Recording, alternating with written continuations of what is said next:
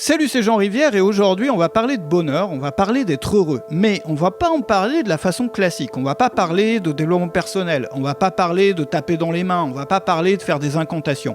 On va parler d'une méthode scientifique et rationnelle pour être heureux, pour devenir heureux, pour être équilibré, pour se sentir bien dans sa vie. Moi c'est un truc qui m'a tellement aidé et pourtant si tu me connais, si tu m'as suivi depuis tout ce nombre d'années, moi je me suis beaucoup intéressé au développement personnel. C'est quelque chose qui aide les gens mais qui ne devrait à mon avis, à mon sens vraiment, et tu vas le voir, je suis sûr que tu seras d'accord avec moi à la fin de cette vidéo, qui ne fait sens seulement que dans un deuxième temps, quand on a d'abord utilisé la méthode scientifique et rationnelle qui a été prouvée, étude après étude, pendant tout un nombre d'années, mais je veux dire, ça paraît même tellement évident qu'on n'a même pas besoin de toutes ces études-là.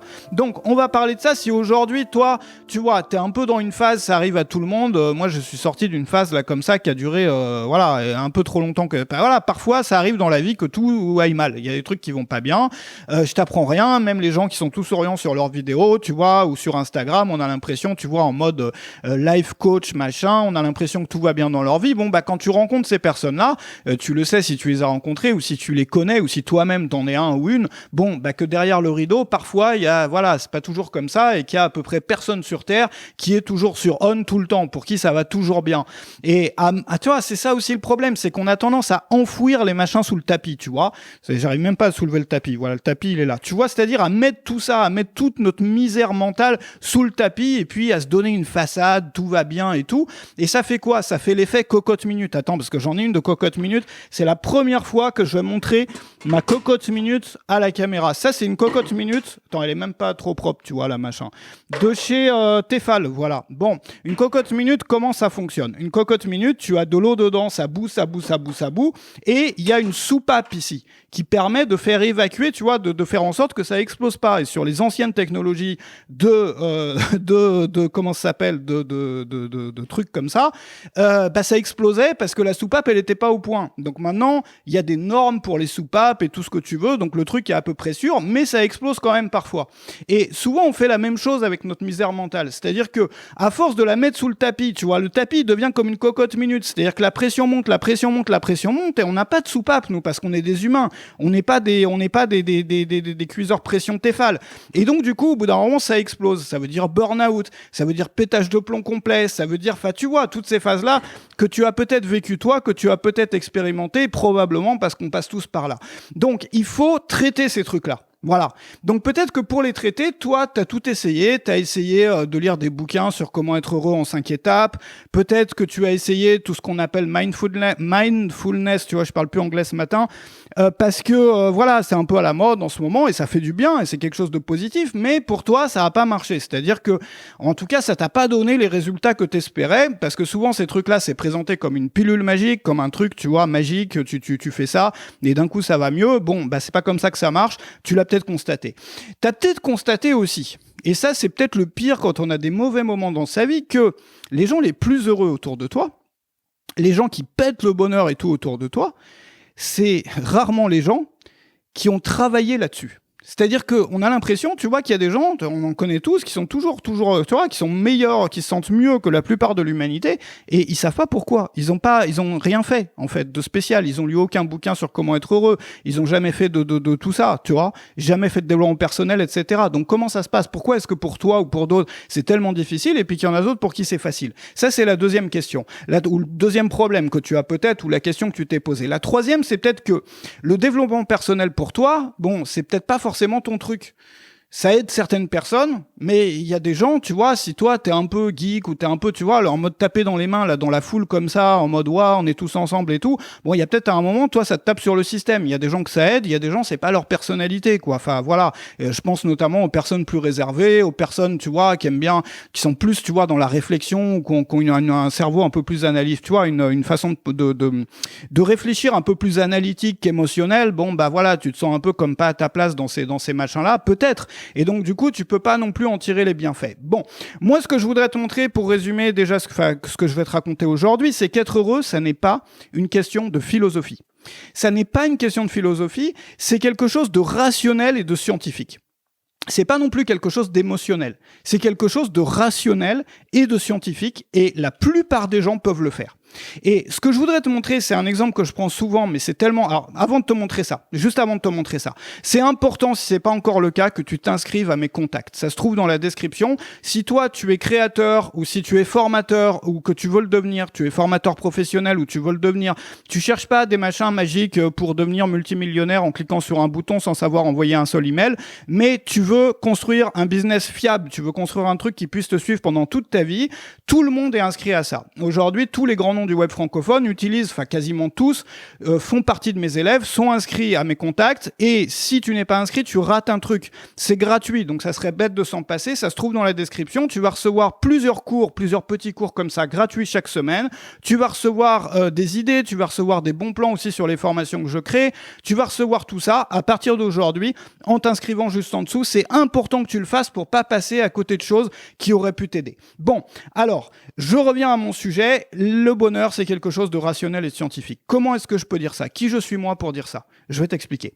Je vais t'expliquer en commençant par une analogie avec la nutrition. Une analogie que tu connais forcément si tu as suivi mes contenus lors de l'année passée, parce que j'en ai souvent parlé, parce que moi ça m'a aidé énormément.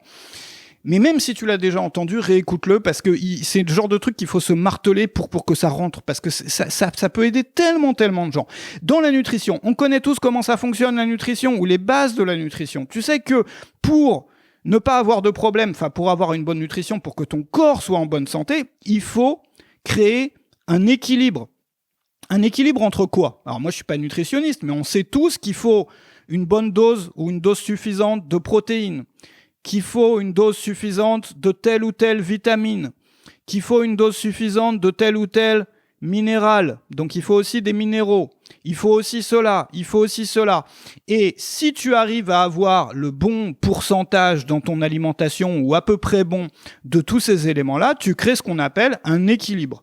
Donc la nutrition, on voit que des contenus d'ailleurs sur la nutrition qui sont quasiment que ça, qui sont hardcore, qui sont extrémistes, tu vois. On va bouffer que de la salade pendant 3 mois, on va, enfin tu vois, tu sais bien, il y a des stats sur les régimes, je crois, faudrait que je vérifie la stat, mais c'est de l'ordre peut-être de 95% des personnes qui 1 an après un régime reprennent du poids. Pourquoi? Parce qu'on a travaillé sur un truc d'extrémiste, de fondamentaliste de la salade, au lieu de travailler sur la création d'un équilibre. Et quand tu vois des personnes qui mangent bien, qui vivent bien, c'est des personnes qui ont installé un équilibre dans leur alimentation. Donc la nutrition, ça marche comme ça. Mais la nutrition, c'est pour le bien du corps. Mais pour le bien de ce qui se passe là-haut, du mental, c'est exactement la même chose. Mais on était passé à côté de ça. La plupart des gens n'ont jamais réfléchi à leur mental de la même façon qu'ils réfléchissent à leur corps. Tu vois tous ces gens qui travaillent sur leur corps toute la journée, qui vont à la muscu, qui bouffent des trucs calculés au centimilli-trucs près de protéines, de machin. Enfin, voilà, c'est bien de faire ça. Mais pourquoi, si tu fais ça sur ton corps, tu fais pas aussi ça pour ton mental? C'est ça, moi, ma question. Tu vois, ça fait pas sens au bout d'un moment. Parce que le mental, ça marche exactement de la même façon, le mental. Le mental, c'est plus les protéines, les vitamines, les minéraux, les machins, les trucs, c'est quoi? Tu dois avoir, c'est la première chose, dans tes journées, tu dois avoir une occupation intellectuelle ou créative. Intellectuelle ou créative. Tous les jours, il faut qu'il y ait du boulot intellectuel ou du boulot créatif, qui n'est pas forcément du boulot. Hein, c'est loisir, boulot, enfin, c'est une occupation intellectuelle ou créative. Tu as besoin aussi d'une occupation physique ou manuelle. C'est la raison pour laquelle, tu vois, on a un manque quand on travaille sur le web et qu'on fait que ça, si on touche jamais de la terre. C'est la raison pour laquelle, moi, j'ai acheté une ferme au milieu de nulle part. C'est la raison pour laquelle, à l'époque, j'avais vécu dans un chalet au milieu des collines. C'est la raison pour laquelle tellement de freelance qui bossent sur le, tu vois, tout seul chez eux sur le web, ou de créateurs ou de formateurs, pètent complètement un plomb au bout d'un moment, parce qu'ils restent que dans des Airbnb et des trucs, tu vois, ils sont que devant un écran toute la journée, ils ne touchent jamais de carottes, ils ne touchent jamais de la terre, enfin de la carotte à même la terre, tu vois. Ils ne mettent pas les mains dans la boue, etc. Voilà. Donc ça, c'est pas bon. Donc on a besoin de ça. On a besoin de quoi aussi? On a besoin de socialisation. Je t'apprends rien. On a besoin de, si on n'en a pas assez, tu sais comment on se sent. Alors évidemment, les niveaux, les degrés sont différents pour chacun. On a besoin de silence. C'est l'inverse, c'est l'équilibre entre les deux, de silence et de repos. On a besoin de pouvoir prendre du recul sur son quotidien. C'est là que interviennent les meilleurs déclics. C'est important, ça nous permet à notre cerveau, si tu as mon âge, à l'époque, tu le sais, on défragmentait notre ordinateur la nuit. Bon, si tu sais ce que c'est que la défragmentation, bon, bah voilà, c'est pareil. Quand on dort, quand on se repose, quand on est dans le silence, on prend ce recul qui est nécessaire à notre cerveau pour bien mettre toutes nos idées et nos trucs en ordre. Bon, on a besoin de ça, on a besoin d'autre chose encore. On a besoin d'un équilibre aussi entre faire et consommer. Ça veut dire quoi ? Alors là, je te parle pas en mode, tu vois, hippies qui vont aller vivre avec des chefs dans le Larzac. Là, je te parle pas de ça. Je te parle pas, on n'est pas en, tu vois, voilà, bon, chacun son truc et c'est très bien de le faire. Mais c'est pas pour tout le monde. Là, ce que je te montre, c'est quoi ? C'est que on a tendance à consommer de plus en plus. Regarde, ne serait-ce que pour la cuisine, de plus en plus de gens vont commander des plats ou bien vont manger que des plats tout préparés. Pourquoi ? Parce que ça a un avantage sur le papier. On se dit, je passe pas de temps à le faire.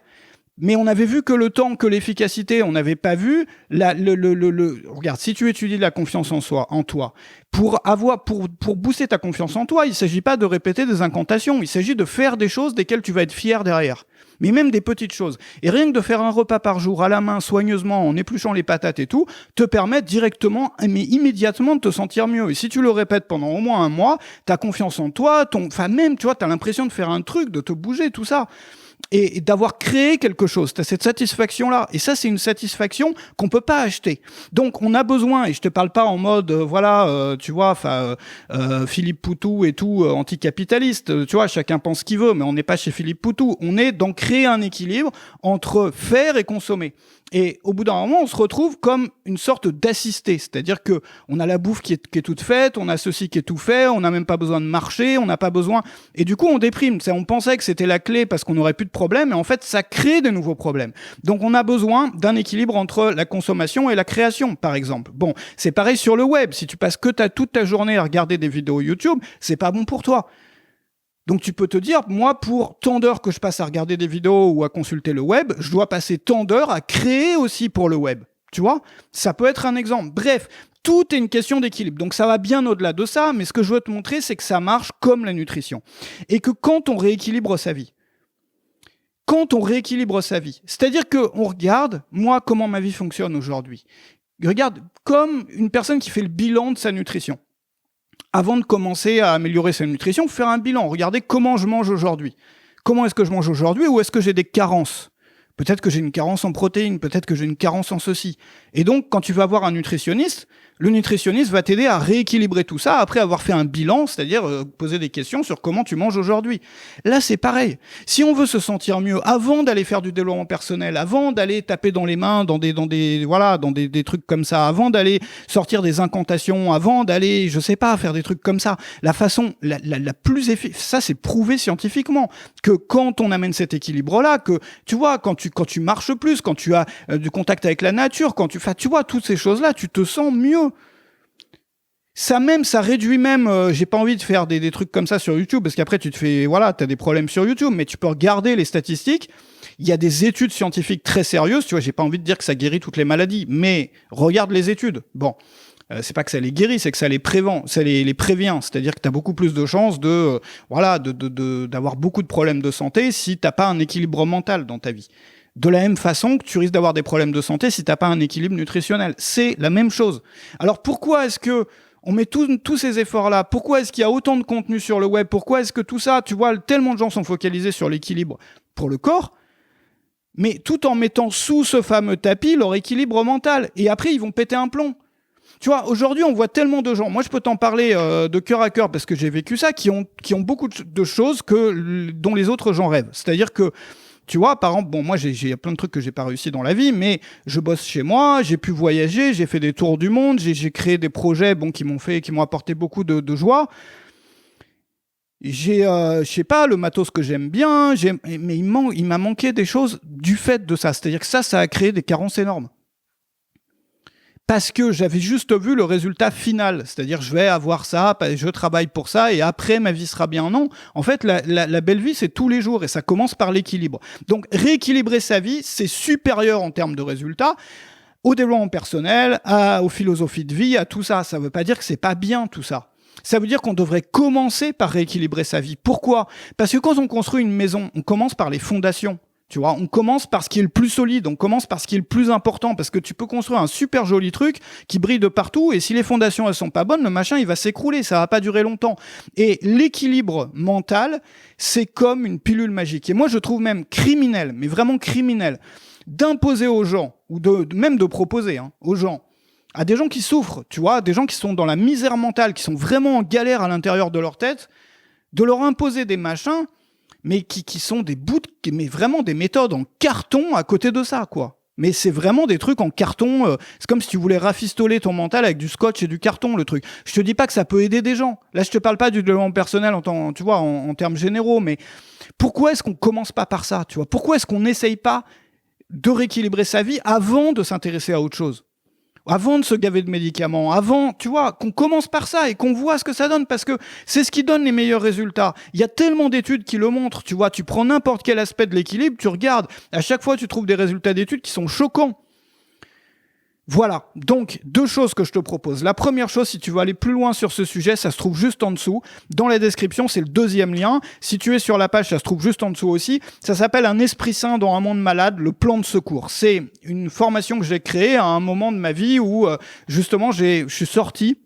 C'est une formation qui est importante pour moi parce qu'elle correspond vraiment à ce moment-là où je raconte ce que j'ai trouvé, en fait. Tu vois, je raconte pas, je donne des méthodes que j'ai appliquées et que j'ai affinées. Et j'ai mis du temps à faire ça parce que je suis sorti d'une période un peu noire de mon existence, comme on a tous, et c'est vraiment ce qui m'a le plus aidé. C'est ce qui m'a permis d'être là aujourd'hui à faire cette vidéo. C'est ce qui m'a permis de me remettre sur pied. Et je voudrais partager ça avec un maximum de gens. C'est pour ça que je fais cette vidéo aujourd'hui. Si ça peut aider qu'une seule personne, j'aurais réussi ma vidéo. Bon, donc Un esprit sain dans un monde malade, le plan de secours c'est en dessous. On va reprendre tout de zéro, point par point, pour recréer ton équilibre vital. L'objectif, ça va être de retrouver ta joie de vivre, ta confiance en toi, ta bonne humeur, ton équilibre vital, ta concentration, ton sommeil.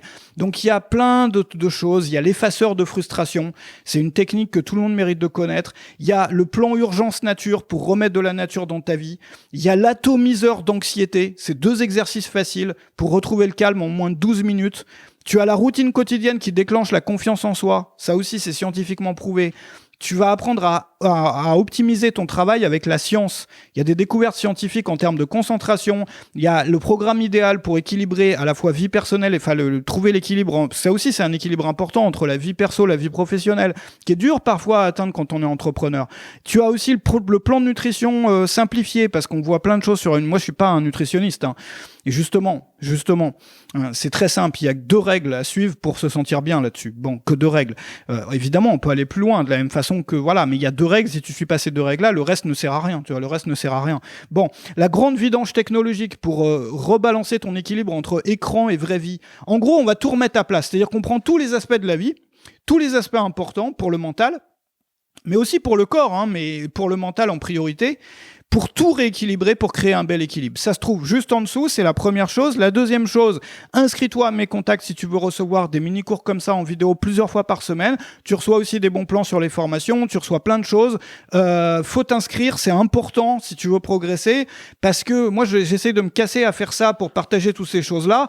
Donc, ça serait dommage que tu les reçoives pas, parce qu'il y a des déclics, ça a aidé, enfin, il y a des choses qui, tu vois, peut-être que tout va pas te parler, mais s'il y a un machin chaque mois, ne serait-ce qu'un machin chaque mois, qui peut t'aider à changer de vie, parce qu'il y a tellement de gens qui ont changé de vie avec ces trucs-là, surtout les choses sur le business, tout ça. Aujourd'hui, on sort un peu du sujet du business, mais quand tu vois les vies qui sont changées, bon, bah t'as envie de dire aux gens, fais partie du truc, rejoins-nous en fait. C'est pour ça que ça s'appelle Rejoins le mouvement. Voilà. Enfin, à la base, j'avais choisi ce nom pour une autre raison, mais bon, le nom s'y prête très bien du coup. Voilà. Donc ça se trouve en dessous. 2 liens. Inscris-toi à mes contacts et regarde la formation sur l'équilibre.